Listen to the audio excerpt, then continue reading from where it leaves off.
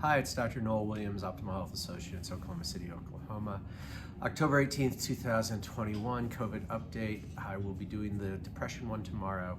But today, let's talk about COVID because, I get perpetually flabbergasted by the misinformation, lack of science, poor intellectual performance by umbrella medical organizations. So, and almost 90% of people I begin to think in academics also, but I guess the biggest news is the FDA's Advisory Committee on Vaccines approved the Moderna and the J&J for boosters.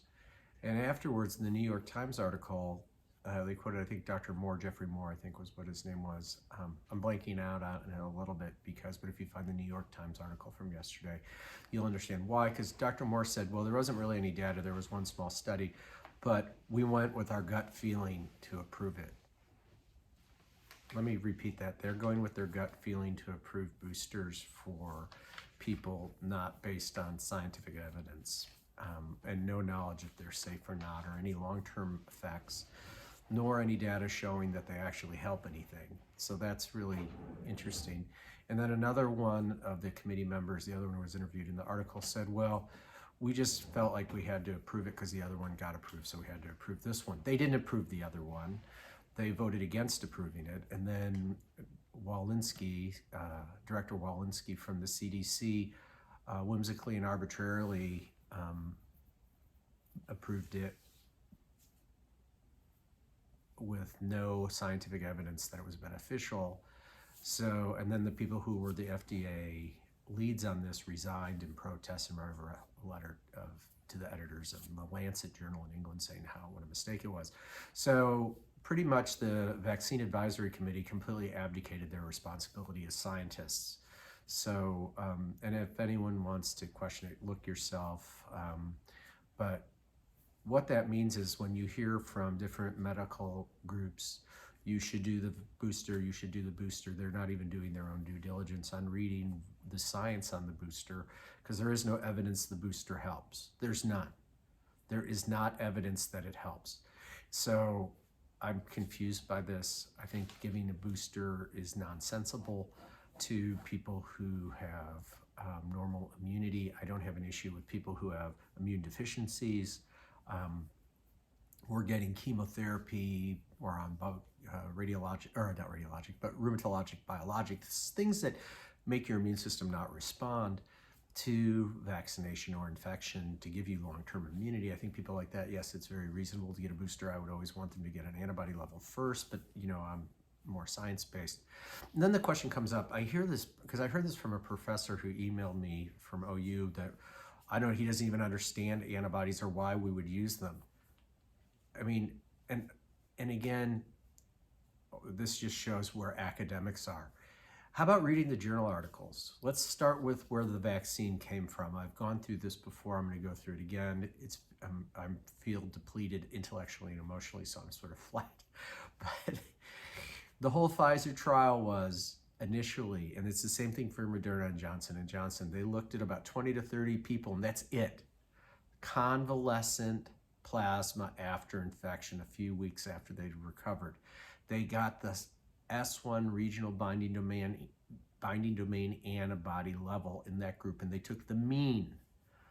So they took the mean of the average antibody level of a group of recovered people, and not a very big group. And then they did the study on the vaccine to see if the phase 2 trial, to see which vaccine, because there was for Pfizer 2 different types. I can't remember for Moderna if there was, and whether there was for the J&J. And then they picked the vaccine in the phase 2 trial that most likely, or was the one that matched the convalescent plasma level antibody response of prior infected people. And then they did their big phase 3 trial using that dose. And remember, which is something I've talked about before, essentially 5% in the Pfizer study of the people over 70 weren't at the mean of the average level of the prior infected. They were within about a standard deviation or so below, but about 5% weren't. And that was the entire basis of giving the second dose for the Pfizer and then saying the same thing for the Moderna. So no one really under 70 needed a booster or 90, and really only 5% over did, or needed the second shot, I should say, which really, I always say the second shot was the booster. The J&J, they looked at, they didn't think it. Now Fauci just randomly said, well, we should have probably done that now. No, you shouldn't have. The data doesn't support that in the papers. I'm sorry, it doesn't support that, or you wouldn't have frickin' approved it. But I love Fauci's constant, unrepentant lying all the time. But I also have grave criticism to people who don't understand antibody testing at this point. When we were doing antibody testing initially, it wasn't specific to the R1 regional binding domain, S1, sorry, the S1 regional binding domain antibody, which is what is the main neutralizing antibody, but not the only neutralizing antibody. So that was the one they used in the vaccine trial to prove that was the aim target. That was the target point. So by hitting it, lo and behold, the original vaccine for Pfizer and Moderna gave a 95% immunity rate. And then Delta came along and it knocked it down to, for Moderna's about 92% combined with immunity and asymptomatic infection, and I think Pfizer's around 70, with the remaining people being mild infections with less than 1% getting severe infections. But again, it gets back to what happened to Colin Powell, a patriot of our country, really a wonderful leader. I mean, can't say enough truly positive about this man. But he died of COVID complications from an infection. So my question, which we'll probably never know the answer, did he get treatment, or did we just go, oh, he got the vaccine, and well, he got sick, there's nothing else we could do. Hopefully they at least gave him antibodies. But you know, again, if they didn't give him anything, they didn't give him ivermectin, sorry, or at least steroids and antibiotics at the onset, that's a failure of, again, the CDC, NIH, and Dr. Fauci. And again, none of us should know Fauci's name if he would have done his job. But I think and he again was prattling on that the only people who are upset with him are people who don't understand science. No, I'd say the people who are upset with him are the people who read science, who actually question, and they're probably not people in academics, because all of them are many of them have challenges with going against the narrative because they don't want to lose their tenure, or they just want to go with the flow. There are exceptions, people at Texas A&M and Dr. Reish at Harvey Reish at Yale, and a few others at Stanford. But it's really sad. I feel really saddened by this total lack of understanding by people. And just like then mandating vaccines. We're mandating vaccines to people who don't need them. Now I want to again say, I'm for vaccines. I got vaccinated, Kim got vaccinated, Noel, my son, the dentist got vaccinated, Calvin got vaccinated, Hugo's been vaccinated, and Gideon's been vaccinated. We've all been vaccinated. We're for vaccination, but we're for appropriate vaccination. And it's a personal choice for each person.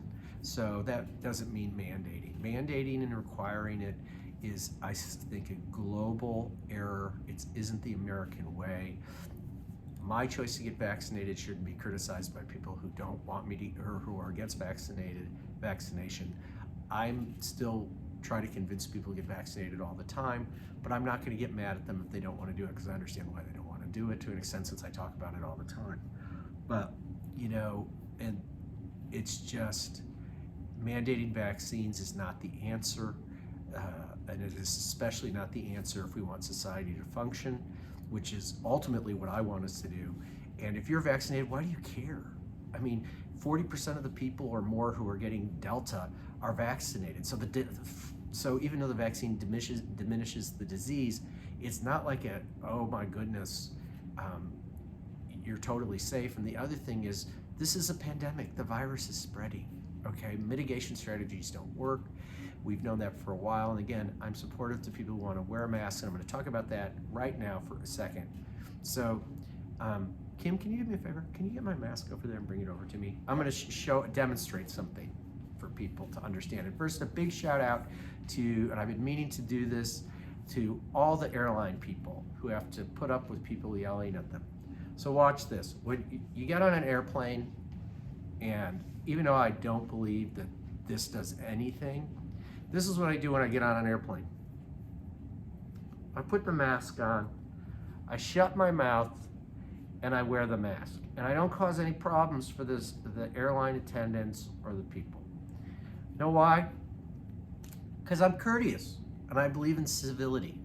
And I think that's a very important thing. When you see somewhere that makes you wear a mask and you want to go there, don't argue about wearing the mask. Either wear the mask or don't go. It's that simple. But don't torture people over it. When people insist I wear a mask somewhere where I don't want to, that it's not like a federal law, I'm just not going to go in. That's me. That's my choice. I'm not going to go in and throw a scene. There's no purpose to that. Walk away. Be nice to people. And the other thing is, a lot of these people, whether it's at a store, a restaurant, wherever you are, they don't have a choice. They're just following the rules. Don't yell at them. Okay? I don't yell at them. I put my mask on if I want to go in. And sure, do I think it's stupid? Yes. But it's better to be respectful and understand these people aren't making these choices. If you're in LA or you're in New York and there's a mandate to wear a mask, the people have to wear, you have to follow the city ordinance or they get fined. And they don't want to be in the enforcement phase. Gosh, be nice to these poor people who have to do this. And that's, I guess, my comment about masks, which threw me out, but I wanted to say, don't be mean to people who are wearing masks. Likewise, when we went to LA to visit Calvin 2 weeks ago, and Gideon, our son, wanted to go do history museums. We went to the Cold War Museum. We had to wear the mask. The Holocaust Museum, though, which to me is completely ironic and shows that people don't understand history, you couldn't go into the Holocaust Museum unless you had your papers for the vaccine, which we did not have with us. So we couldn't go in. I think it's really, really ironic that here, the Holocaust, where the Nazis established the paper thing and was the most devastating kind of Gestapo-like, well, it was the Gestapo-like thing other than the communists subsequently and prior to that. And that's right, people. The communists, Stalin killed 36 million people in the 30s, okay? And then after World War II, the communists in Eastern Europe killed tens of millions of people too.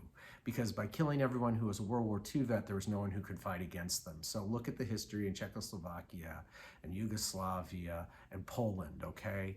So that's what it's about. So anyway, what you have to keep in mind is all these authoritarian directives are wrong. And that's what I'm going to kind of finish up with on a lighter note. But anyway, so that's kind of the update. We've thrown science out. It's going to stay thrown out.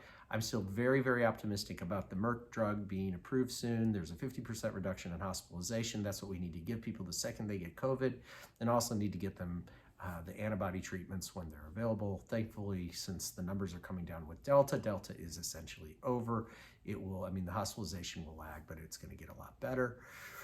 Then we're in good shape for the holidays, no matter what anyone is saying in the public space. We'll be fine. And notice that, you know, all these football games have gone on. There's been no super spreader events. Oh, who was wrong about that? I won't say. Being outside is safe. You don't need to wear a mask in your car by yourself. You don't need to wear a mask outside. It doesn't help you. You can, though, if you want to. But it's just, again, performative and buying into the baloney. So that's it. Good night. Have a nice evening. Tomorrow, we're going to do depression.